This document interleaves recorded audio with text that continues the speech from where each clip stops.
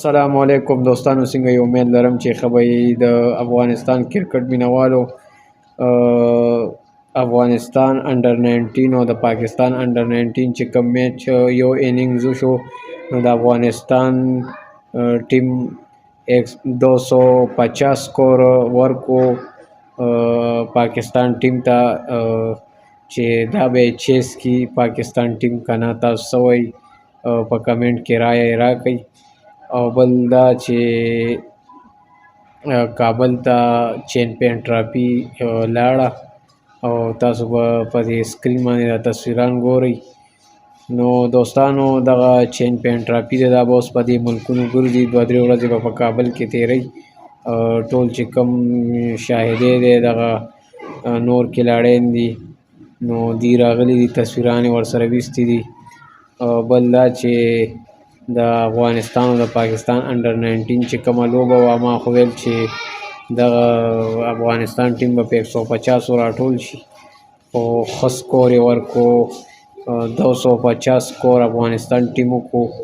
نو پاکستان ټیم بیا دا چیس کی که نه. تاسو څه وایئ؟ ځکه چې ما تاسو سره د دې نه مخکې ویډیو شیر کړې وه چې افغانستان ټیم 250 سکور وکړو، نو بیا پاکستان پکې ریسارولی شي، ځکه چې پاکستان ټیم سره بیټینګ لږ کمزوری دی.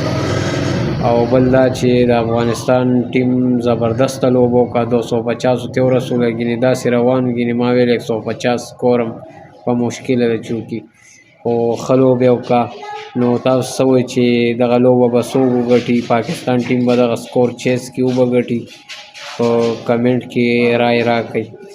او دغه چیمپئن ټرافي چې ده، دغه به تقریبا 3 ورځې په کابل کې وي. دې سره به تاسو په سوشل میډیا باندې تصویران ویډیوګانې وګورئ، ځکه چې دا نن لاړه، نو دغه به 3 ورځې به خوشا وي.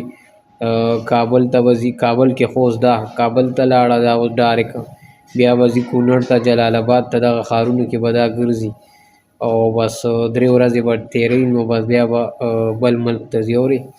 نو چیمپئن ټرافي خو انشاءالله په پاکستان کې به دغه میچونه کېږي. ګورو به چې دا به څوک ګټي دغه چیمپئن ټرافي. الله دې وکړي چې یا یې پاکستان او یا افغانستان وګټي، ځکه چې دواړه زموږ ټیمان دي، په دواړو باندې فخر کو، ویاړ کو.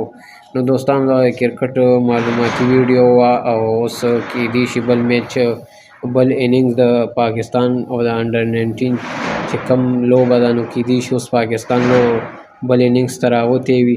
تاسو لوبه وګورئ، چې کله لوبه ختمه شي، نو بیا به زه تاسو سره په هغې باندې خبره وکړم چې لوبه به چا څوک ګټي، نو مبارکي به بیا ووایو.